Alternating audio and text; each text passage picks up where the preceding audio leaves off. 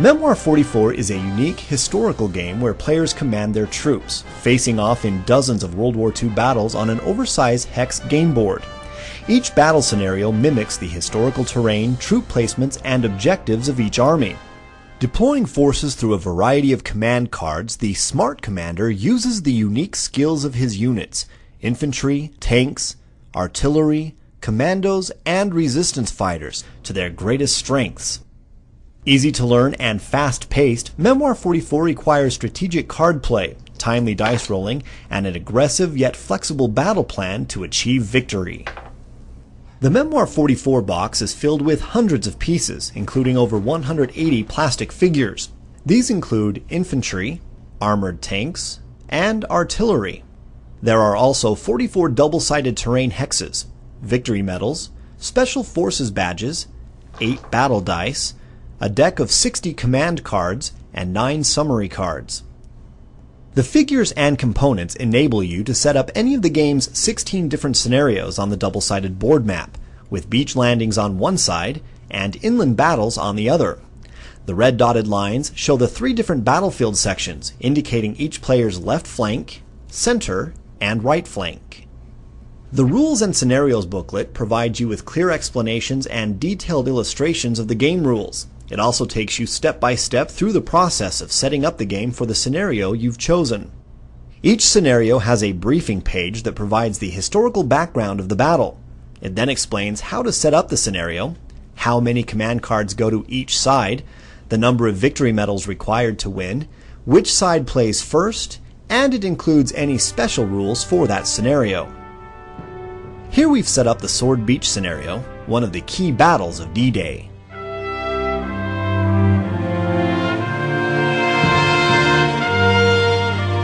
In Memoir 44, the object of the game is to be the first to win a set number of victory medals, usually 4 to 6 depending on the scenario.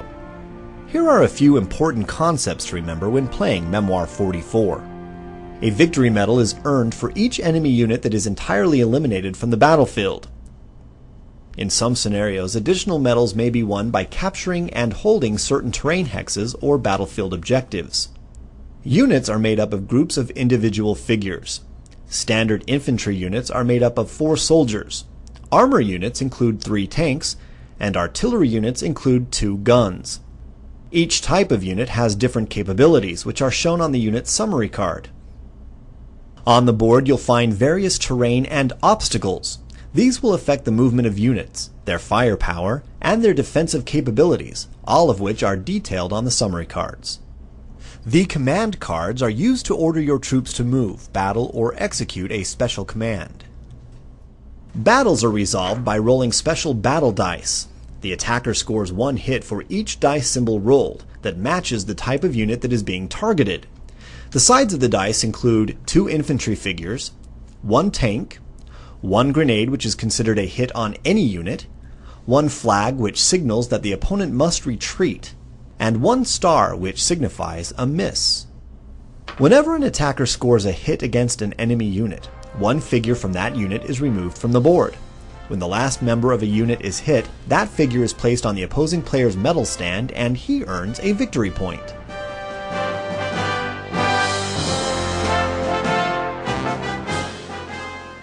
Now let's see how a few game turns of Memoir 44 are played. First, the player selects a command card, places it in front of him, and reads the text aloud to the opposing player. It says, "Issue an order to 3 units in the center."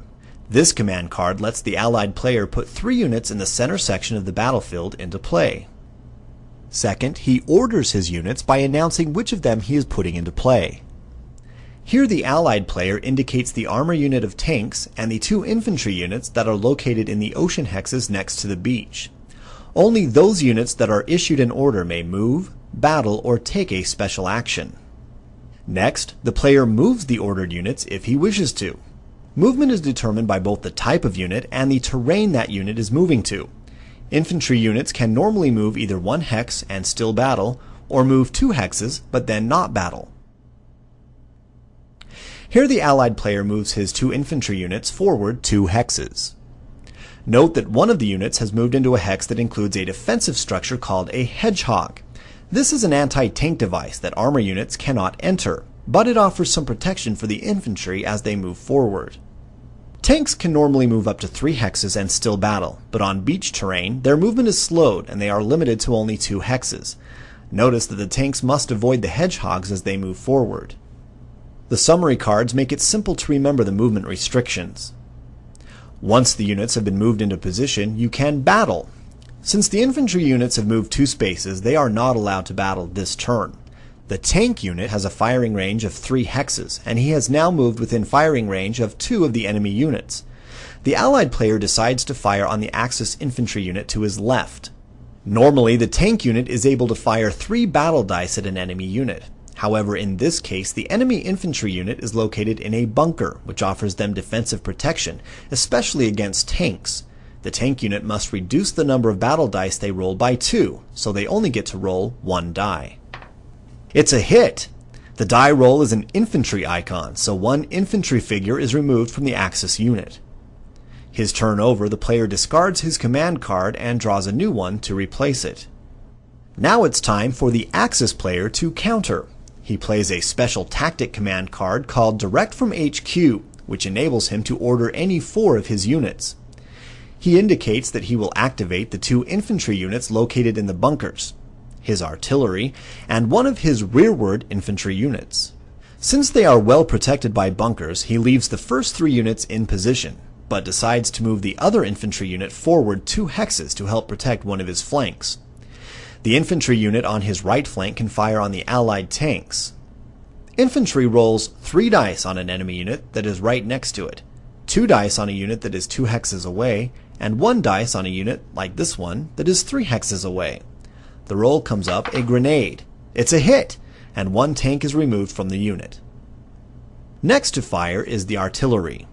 The big guns have a longer range, so they fire 3 dice against units that are 1 or 2 hexes away, 2 dice for units 3 or 4 hexes away, and 1 die against an enemy that is 5 or 6 hexes away.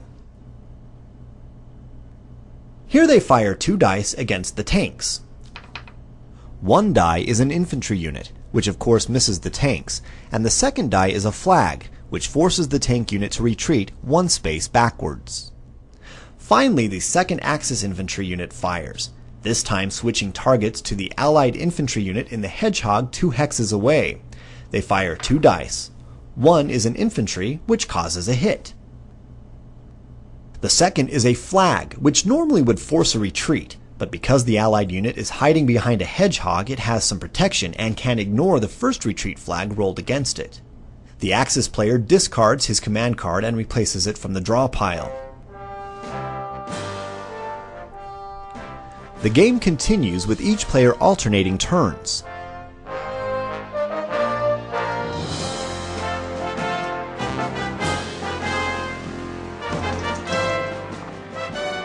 The game is over when one side earns the final victory medal and wins the game.